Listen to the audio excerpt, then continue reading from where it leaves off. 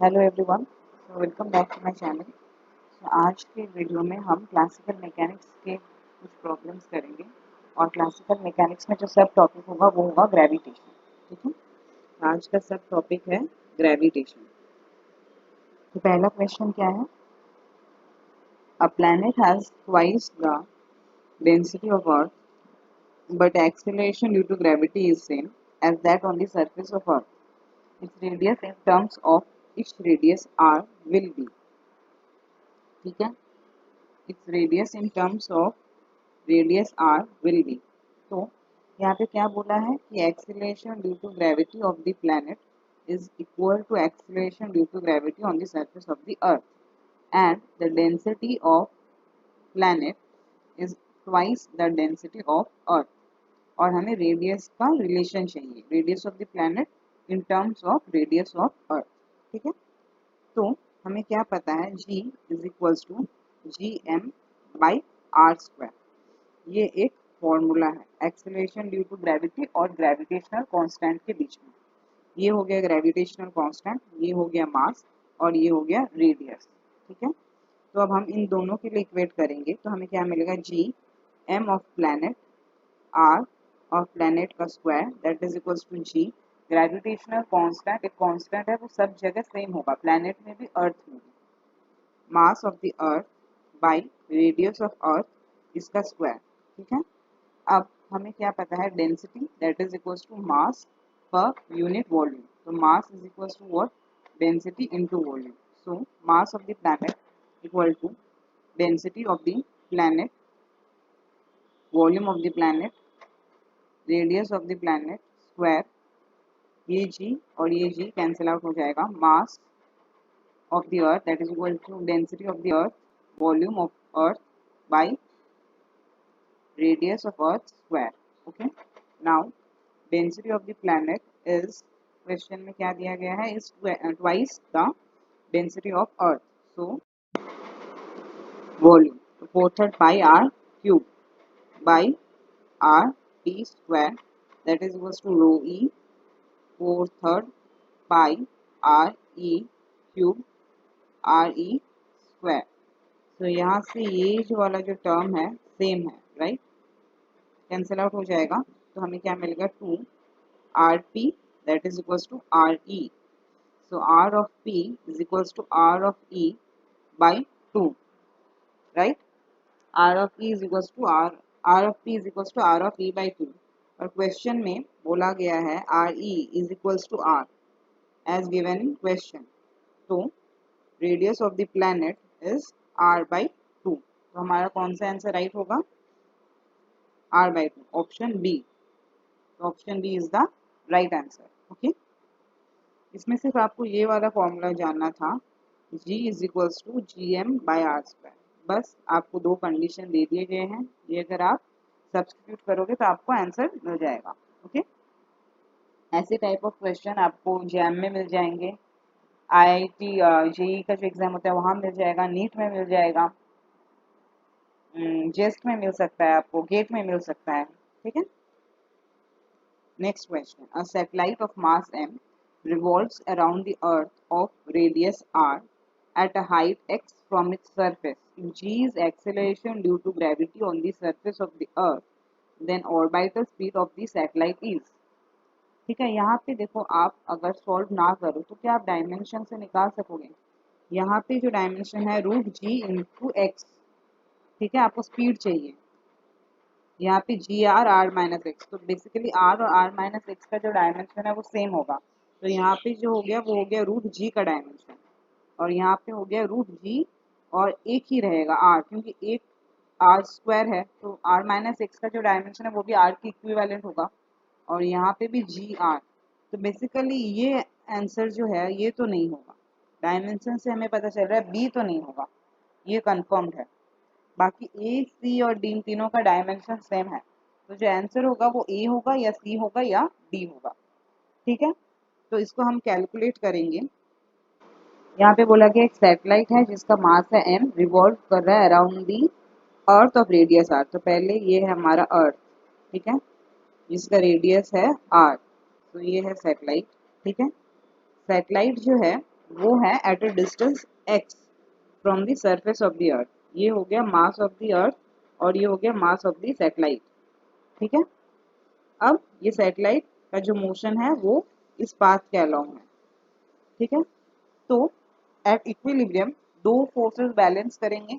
एक तो gravitational force होगा g, mass of the earth, mass of the satellite, और इनके बीच का distance from the centre that is r plus x का square, that must be equal to centrifugal force, that is m mass of the satellite v square, satellite की जो orbital speed है by r हो गया distance r plus x। ठीक है, mv square by r plus x। तो यहाँ से हमें v क्या मिलेगा, ये m और ये m कैंसिल आउट हो जाएगा, एक r plus x यहाँ से कैंसिल आउट हो जाएगा, तो v square is equals to g m r plus x। पर यहाँ पे ऑप्शन में कैपिटल जी है ही नहीं, तो हमें एक रिलेशन पता है g is equals to G M by R square. R हो गया मेरा टोटल डिस्टेंस, तो v square is equals to G की जगह हम लिखेंगे G R square by capital M.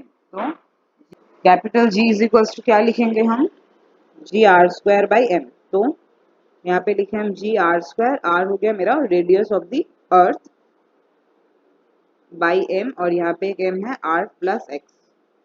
ठीक है, तो ये दोनों कैंसिल आउट हो जाएंगे, तो हमें क्या मिलेगा G R square by R plus X. तो v that is orbital speed हो गया इसका square root, that is G R square by R plus X. तो ऑप्शन डी जो है वो हमारा करेक्ट होगा। ठीक है, तो ये बहुत इजी क्वेश्चन था। सबसे पहले ऐसा कुछ दिया हुआ रहेगा तो आप डायग्राम बना लो, तो आपको समझने में इजी रहेगा। ठीक है, एक सैटेलाइट था जो कि एक्स डिस्टेंस दूर से रिवॉल्व कर रहा था around the surface of the अर्थ। तो हमने यहाँ पे ग्रेविटेशनल फोर्स ऑफ अट्रैक्शन और जो मेरा सेंट्रीफ्यूगल फोर्स है इसको हमने बैलेंस किया, वहां से हमें ऑर्बिटल स्पीड की वैल्यू निकल जाएगी। बस कैपिटल जी नहीं है तो उसको एलिमिनेट करने के लिए हमने G M by R square that is small g acceleration due to gravity that is equals to G M by R square, ये वाला हमने फॉर्मूला यूज किया, तो हमें आंसर मिल गया। ठीक है, question number 3। A satellite moves around a planet in a circular orbit at a distance r from its center.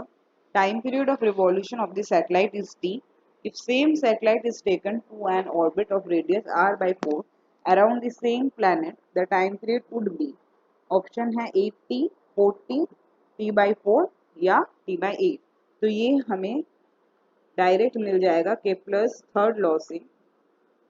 Kepler's third law का मैथमेटिकल स्टेटमेंट क्या है, time period T square is proportional to R cube, distance का cube. So first case में T है मेरा time period of revolution और distance कितना है आर क्यूब। सेकेंड केस में टी डैश मैंने एज्यूम किया है इसको प्रोपोर्शनल टू आर हो गया आर बाई 4। ठीक है, आर बाई 4 इसका क्यूब, करेक्ट। तो अब हम सॉल्व करेंगे proportional to R cube by 4 का cube.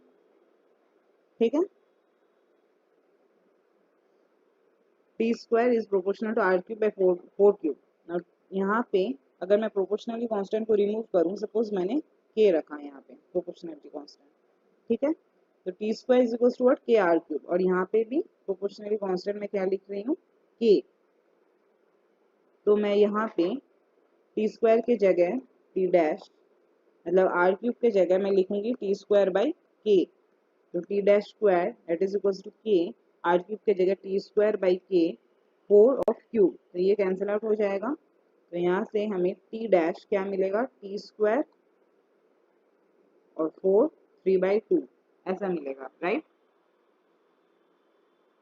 That is equal to T by 4 cube 3/2 that is 2 square, 4 मतलब क्या 2 स्क्वायर, तो 4 3/2 दैट इज 2 स्क्वायर 3/2, ये 2 कैंसिल आउट हो जाएगा, हमें क्या मिलेगा 8। so t dash is what, t by 8, relation between t dash is what, t by 8। तो ऑप्शन डी जो है वो राइट होगा। कुछ नहीं, आपको सिर्फ केप्लर्स का थर्ड लॉ जानना था, फिर आपको कैलकुलेशन करना है। कैलकुलेशन जब करें तो थोड़ा आराम आराम से करें कि यहीं सिली मिस्टेक होने के चांसेस ज्यादा हैं। ठीक है, नेक्स्ट क्वेश्चन, क्वेश्चन नंबर 4। आज हम लोग सब सिर्फ ग्रेविटेशन जो इम्पोर्टेंट प्रॉब्लम्स है वो करेंगे। ठीक है, इसमें आई थिंक आपके ऑलमोस्ट सब टॉपिक्स कवर हो जाएंगे ग्रेविटेशन रिलेटेड, जो इंपॉर्टेंट टॉपिक्स है वो कवर हो जाएंगे. What will be the length of the day when apparent g at the equator is 0. आपको g का वैल्यू बोल दिया है 10 मीटर पर सेकंड स्क्वायर लेना है, radius of the earth 6400 kilometre. तो इक्वेटर में ये आपको जानना है यहाँ पे कि इक्वेटर में जो मेरा g डैश होता है that is g minus omega R, omega square R. ये है हमारा फॉर्मूला. ठीक है. तो what will be the length of the day when apparent g, ये है मेरा apparent g, g dash at the equator is 0. ये हमारा एक्सेलरेशन ड्यू टू ग्रेविटी और ओमेगा है हमारा 2 पाई बाई टी. टी हो गया टाइम पीरियड ऑफ रिवॉल्यूशन और आर हो गया रेडियस ऑफ द अर्थ. तो ये है apparent g डैश, ये 0 बोल दिया गया है क्वेश्चन में. That is equals to g minus omega square R. अब हमें कैलकुलेशन करना है g is equals to what, omega square R. हमें चाहिए क्या, टाइम पीरियड. तो g is equals to 4 pi square omega, omega का वैल्यू हम लोग यहाँ से सब्सटीट्यूट करेंगे टी स्क्वायर आर. तो यहाँ से T square that is equals to 4 pi square R by G. तो therefore T is equals to 2 pi root R by G. तो यहाँ पे वैल्यू दे दिया गया है आर का कितना 6400 किलोमीटर और जी का 10 मीटर पर सेकेंड. तो किलोमीटर को हम लोग मीटर में करेंगे 10 टू द पावर 3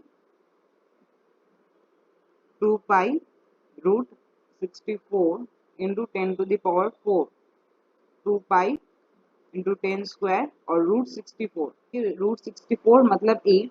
तो 2 इंटू 3.14 मतलब approximate 6 into 8 that is 48. 48 into 10 square.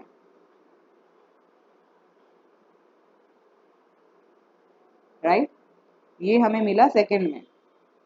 Answer दिया हुआ है आवर में. तो 48 इंटू 10 स्क्वायर इसको आवर में करेंगे तो 3600 से डिवाइड करना होगा. ये 00 यहाँ से कैंसिल आउट हो जाएगा. 48 बाई 36 तो हमें मिलेगा 0.3. अगर हम लें 8108 दैट इज 212. इसके बाद में वापस से अगर हम लेंगे तो हमें क्या मिलेगा 1.33 आवर. तो देखते हैं आंसर को इसके साथ मैच हो रहा है. 1.33 आवर. देखिए 1.33 आवर है तो इससे बहुत बड़ा है तो ये नहीं होगा. ये भी बहुत बड़ा है, ये भी बहुत बड़ा है. तो अप्रोक्सीमेट जो आंसर सही होगा वो है ऑप्शन ए. इसको हम लोग अप्रोक्सीमेट 1.4 आवर लिख सकते हैं. ठीक है. तो this is our right answer option A. तो जो इम्पोर्टेंट फॉर्मूला आपको जानना था वो ये है कि at equator g dash that is my apparent g at equator equals to g acceleration due to gravity minus omega square R. ठीक है. Last question, question number 5. A simple pendulum has a time period t1 when on Earth's surface and t2 when taken to a height r above the Earth's surface, where r is the radius of the Earth. The value of r2 by r1 is. हमें r2 by r1 का value चाहिए.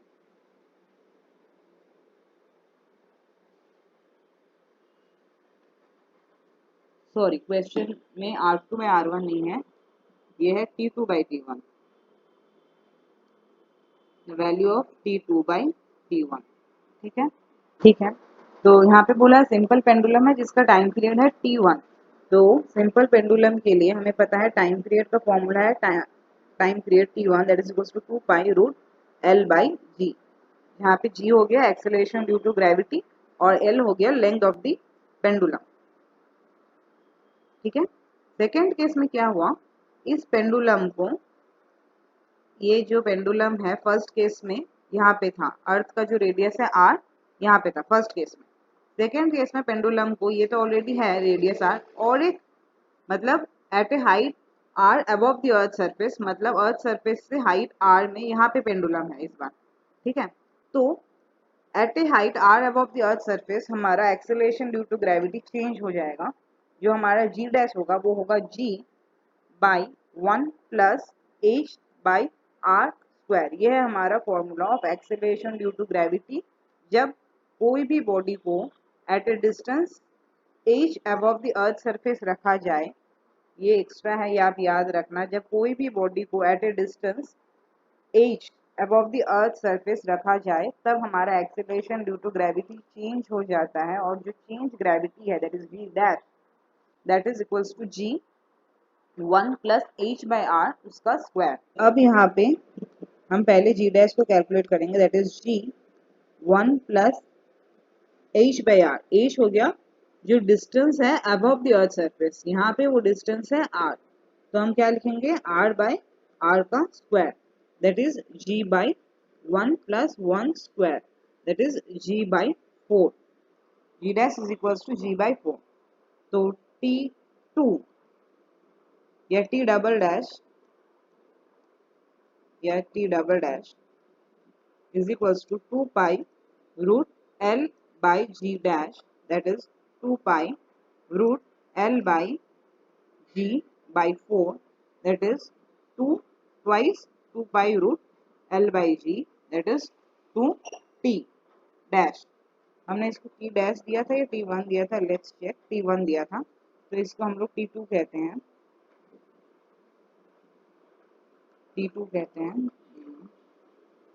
Okay. So T2 is equals to twice of T1। हमें ratio पूछा गया है T1 by T2, that is equals to 2। Okay, ratio पूछा गया है हमें T2 बाई T1 का,